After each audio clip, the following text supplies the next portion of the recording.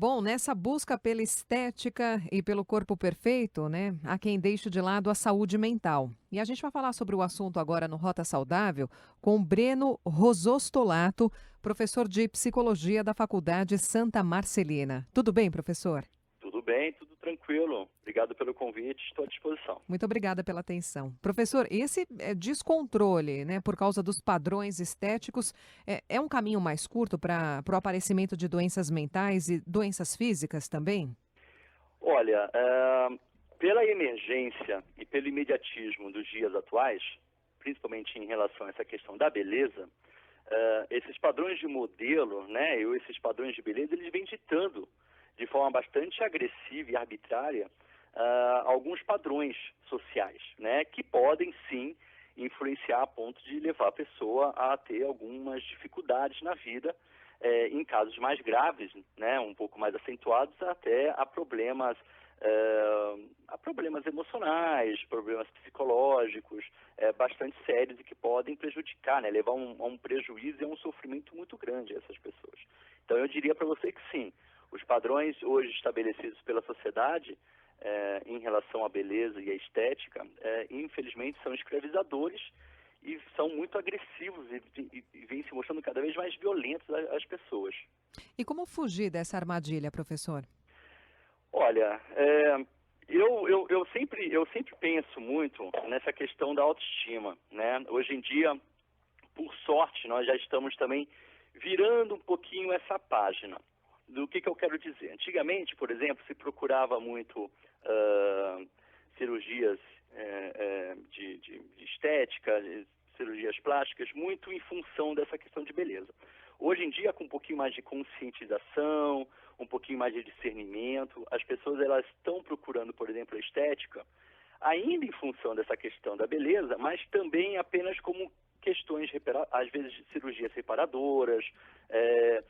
Outro dia, se eu não me engano, eu tinha até visto uma entrevista muito curiosa, eu achei bastante significativa, que muitas mulheres, por exemplo, não estão mais, diminuiu, por exemplo, o implante de silicone, e as mulheres com seios muito grandes estão justamente reduzindo. Isso denota, por exemplo, como os padrões, né, essa questão da beleza, ela vem mudando um pouquinho também. É lógico que muito se falta ainda, eu acho que esse tipo de conscientização tem que ser cada vez maior, né, e eu acho que passa também por uma questão de autoestima, onde as pessoas elas têm que se conscientizar de que elas não precisam viver em prol de uma aprovação ou de uma aceitação da sociedade, mas a maior aceitação vem justamente delas, né? O primeiro amor é aquele amor próprio, não o amor do outro. Então, quando a gente não precisa viver atrelado ao outro, a este espelho, a esta imagem, a gente acaba privilegiando nós mesmos, né? Ou seja, a gente começa a ressignificar aspectos nossos, sentimentos pessoais, né? A nossa própria percepção de si.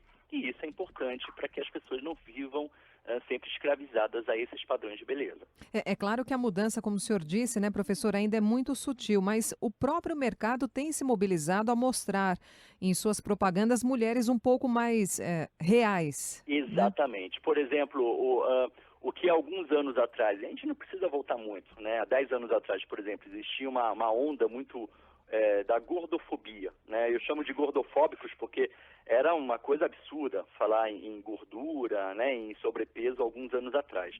Qualquer sobrepeso já era motivo para muitas pessoas de fazerem cirurgias bariátricas e redução de estômago. Hoje em dia a gente já não vê esse tipo de urgência, né? É lógico que eu não vou ser ingênuo de falar que a obesidade não é um problema. Lógico que é. Uhum. Reconhecido pela Organização Mundial da Saúde. Isso é uma doença. Agora, não é qualquer sobrepeso que as pessoas precisam passar por uma cirurgia. Ou seja, as pessoas começam a ter o discernimento de não se pagar qualquer preço em prol dessa estética, começarem a aceitar um pouco mais elas mesmas, né? Uhum. Então, nada melhor do que, de repente, a prática de exercícios físicos, mudanças, né, uma reeducação alimentar, às vezes se mostram muito mais eficazes e muito mais saudáveis do que a emergência e o imediatismo da cirurgia, das cirurgias plásticas ou bariátricas, enfim. Então, eu acho que nós estamos numa transição de conscientização, falta muito ainda, mas eu pelo menos vejo uma mudança significativa na sociedade em relação a esses padrões. E eu acho que a gente tem que lutar justamente para que as pessoas não adoeçam por qualquer coisa, né? Existem necessidades de cirurgia, sim, em alguns casos específicos. Então, por exemplo, eu fico até pensando, pessoas com um nariz um pouquinho maior, né, um pouquinho mais grande. Às vezes aquilo para a pessoa é uma questão pontual, realmente ela tem dificuldades, às vezes, na aceitação, no reflexo ao espelho, na sua beleza, na sua vaidade. A partir do momento que ela não viva atrelado àquilo, eu já acho isso saudável. Que ela possa reparar, ok, não vejo problemas. Mas desde que ela não perca a vida dela, o cotidiano, o dia a dia, que ela não viva justamente em função daquele problema. Então, acho que isso é a gente pensar um pouquinho diferente e a gente ter um pouco mais de consciência de si, das nossas limitações. Professor Breno, e quais são as doenças que podem aparecer em pessoas que realmente são frustradas com a própria imagem? Nós estamos falando aí de algo bastante comum, né, mas vem sendo estudado um pouco mais aí nos últimos anos, que é a dismorfia corporal, ou conhecida também como síndrome da distorção da imagem.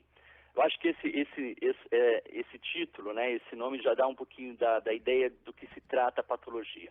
A síndrome da distorção da imagem é justamente quando a pessoa ela pensa existir, né, ou pensa ter algum defeito, que ela julga ser como defeito, que para ela é extremamente incômodo, ela não consegue viver longe, né, dessa imagem, ou desse fantasma, desse incômodo, só que aquilo não é real, né? Para falar a verdade, ela acaba acentuando ou dando muito mais importância àquilo que ela julga como defeito do que de fato é, né? E por conta disso, por conta desse exagero e dessa preocupação demasiada, ela acaba tendo uma série de complicações sociais e emocionais por conta disso. Então, ela começa a esconder partes do corpo, então, que ela não aceita, né? Ela começa a negar sair de casa, né? Ou ficar com vergonha das pessoas por conta desse suposto defeito. Então, existe uma série de transformações nocivas e prejudiciais à pessoa por conta disso. Aí nós já estamos falando da distorção, né, da imagem, da dismorfia corporal. Agora, é lógico que existem, não são todos os... não é tudo que é a distorção da imagem, não é tudo que é dismorfia corporal. Então, é como eu falei, às vezes a pessoa tem um problema específico ou um incômodo específico com alguma parte do corpo dela, só que ela não julga aquilo como um defeito a ponto dela não conseguir sair de casa, por exemplo, né? Ou ter um convívio social de forma harmônica, trabalhar naturalmente e conduzir e levar a sua vida de forma natural. Ela, em determinado momento, ela vai aceitando aquilo e futuramente, se possível, ela faz uma cirurgia ou não. Ou ela aprende a conviver com aquele tipo de... que não é nenhuma defeituosidade, é apenas uma parte do corpo um pouquinho maior ou um pouquinho mais avantajada e ela acaba incorporando aquilo à vida dela de forma natural e tranquila. Agora, a distorção da imagem, a dismorfia corporal, é justamente pessoas que não conseguem interiorizar esse tipo de coisa e vivem sempre em função deste suposto defeito, a ponto de ter prejuízos e muito sofrimento emocional. A dismorfia, ela pode resultar no aparecimento ou até evoluir para outras doenças, a anorexia, a bulimia, por exemplo? Ótima pergunta, ótima pergunta. E não só pode, né, isso não é uma condição, tá? Não é porque a pessoa tem dismorfia corporal que ela necessariamente vai apresentar depois anorexia ou bulimia. Pode sim apresentar, né, essas duas patologias, que no caso nós estamos falando de transtornos alimentares, como pode, por exemplo, manifestar a vigorexia. A vigorexia são os exercícios físicos ou pessoas que usam de vários, não só do treinamento, mas de anabolizantes, em excesso para justamente ter um corpo mais torneado, músculos. Como pode, por exemplo, em função desse prejuízo emocional, até mesmo vivenciar uma depressão, uma síndrome do pânico, alguma coisa um pouquinho mais que afete mais a vida dela. Então, nós estamos falando de algo que não necessariamente vai resultar nessas patologias, mas vivendo de forma crônica, né, essa cronicidade da dismorfia corporal, ela pode sim desencadear todos os outros agravantes que aí vão ser bem complicados, podem originar questões bastante complicadas para a pessoa. E quanto antes descoberto o problema, professor, maiores são as chances de sucesso no tratamento? A percepção é extremamente importante, né? Mas o problema reside justamente nessa percepção. Geralmente a pessoa com dismorfia corporal, ela não tem muito essa noção, né? Ela não tem muito ela não consegue perceber muito bem justamente o problema, né? Ela está inserida na situação, então ela não tem muita percepção desse tipo de agravante. Com o tempo, com a conscientização, com muita orientação, por isso muitas vezes recomendado a busca por um profissional especializado, por um psicólogo, né? Em alguns casos, né, que eu falei um pouco mais crônicos, até o uso de medicamentos, então às vezes procurar um profissional psiquiatra também, para justamente junto com a terapia fazer esse trabalho de conscientização e aceitação da pessoa por ela mesma, né? Isso é muito importante, tirar ela dessa imagem, né, dessa imagem distorcida dela e tentar fazer uma reconstrução, né, reconstituir essa imagem dela, tentando favorecer essa aceitação. Então é um trabalho bastante complicado, justamente porque começa pelo reconhecimento dela, de que ela está vivendo aprisionada a esses problemas. E aí, posteriormente, eu acho de suma importância mencionar isso, a trazer a família, né, inserir a família a esse contexto também. Por quê?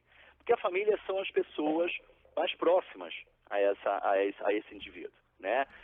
Eu sempre trabalho muito com a família como um espelho, né? Então é o espelho imediato, o espelho próximo dessa pessoa. Então é importante a família participar também dessa reconstrução, né? Incentivando, mostrando, valorizando essa pessoa, que muitas vezes ela está emocionalmente frágil, vulnerável, né? Então eu acho que é todo um contexto aí, tem um caminho que é importante a gente seguir para que a gente tenha uma eficácia maior no tratamento.